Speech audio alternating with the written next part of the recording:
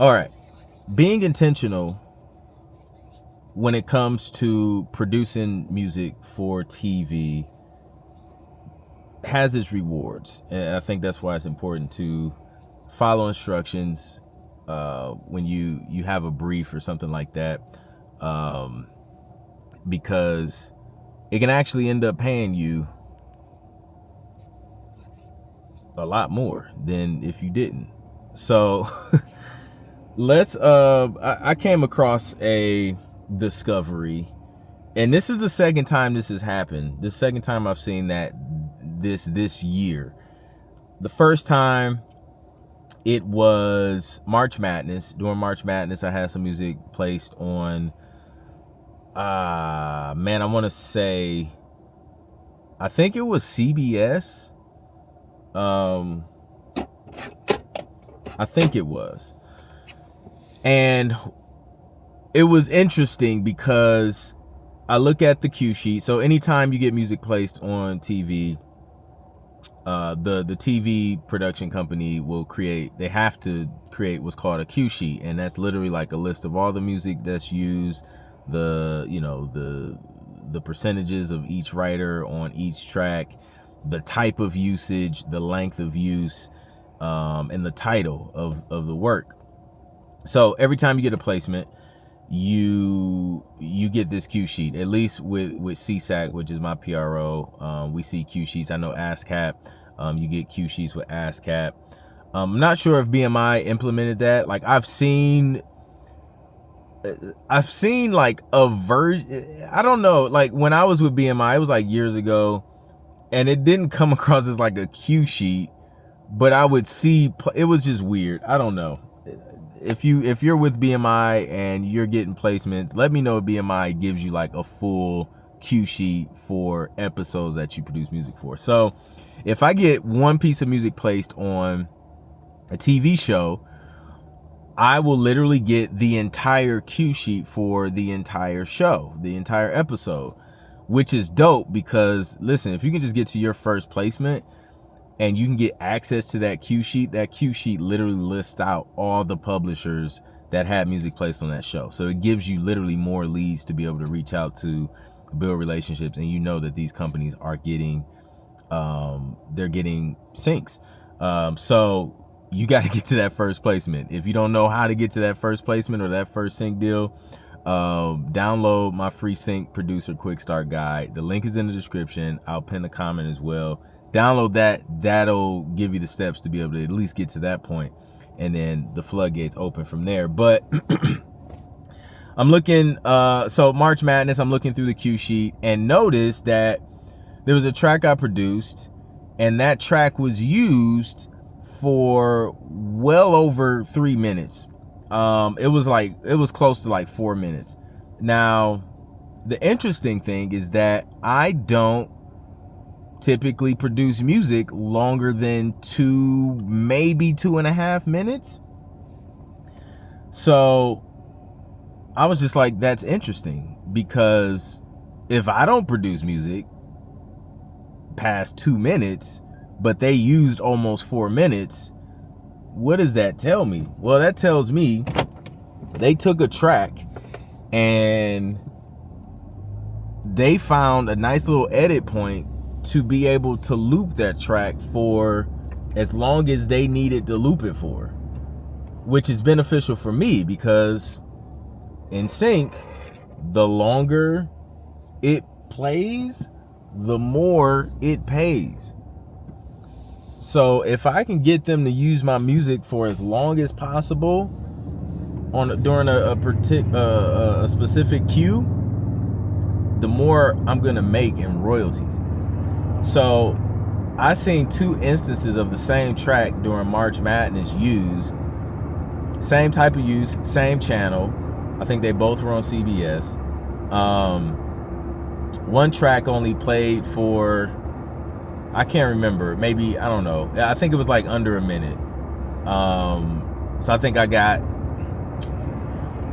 a few bucks. Like it might have been, I can't remember, it might have been like 15, anywhere between like $15 to $30 for that one use. But the one that played for like 3 minutes and something, I got paid $300 and some change for that one use. And that's what I mean by like the longer it plays, the more it pays. So it's imperative that like when you're producing the music for TV, that you're creating these edit points, these sting endings, these pauses in the track, making sure that you have parts in your track that are easily loopable, to where if they wanted to just loop your verse, right, or loop the hook, you make that easy. You don't have like a bunch going on to where, you know, it just doesn't sound right. You can't just easily loop it.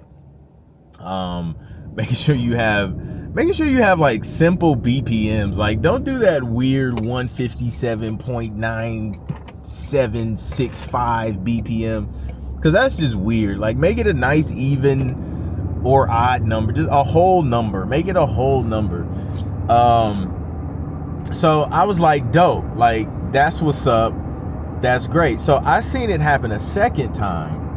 This time it was on an episode of Basketball Wives on VH1.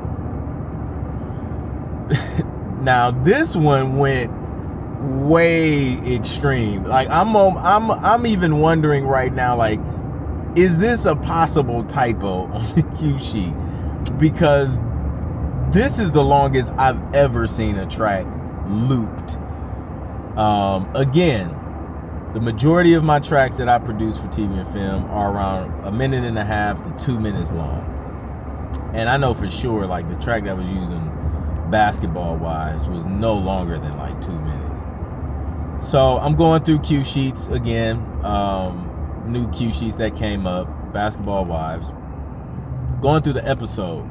Typical uses on like reality shows like this, you'll see, you know, 15 seconds, 17, 19 seconds here.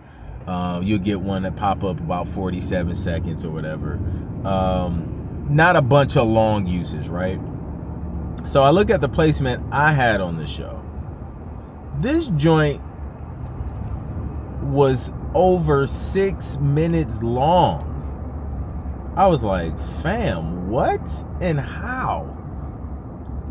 So I'm like, okay, first I gotta figure out, I gotta do some deeper research. I gotta find the episode, see if I can watch it and listen to see like what was happening. What did they do to stretch this out to 6 minutes long?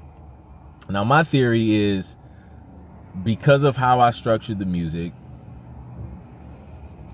they found a section in that track that was easily loopable, and they just kept looping that joint, and they was just like, we just gonna keep this vibe going for 6 minutes. Now it's hard for me to, I don't know, like I'm gonna have to really watch the episode, because I'm like, man, on a reality show, I'm trying to think of like a scene that's like 6 minutes long with the same vibe and energy, because a lot of times they're switching tracks to match like the mood of the scene or whatever, and there's just no need to keep a track going for 6 minutes long. Sports, I can understand it, because, you know, you have like those highlight segments, you have it's sports, man. It's just like high energy stuff like all the time, especially during March Madness, where there's just a lot of talking going on, there's a lot of music. I can see that. I can see 4 minutes of music being used.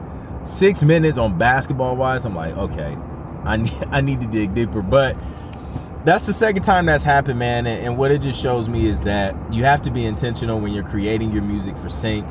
Don't just throw anything out there. If you're intentional, you're structuring your music, like how I showed, you know, my Sync Producer Hub members in the How to Structure Instrumentals for TV course inside the community. Like, I show you that for a reason, because that's the stuff I've been seeing that has had success, like using that structure and kind of adding certain things in there that makes it mad easy for editors to be able to like loop your track and just find those great edit points. So yeah, so when you're creating music for TV, be intentional.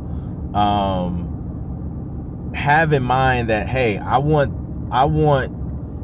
editors to have the easiest time possible making this track as long as they want to make it, because the longer it plays, the more it pays. All right, I'll catch you on the next one. Peace.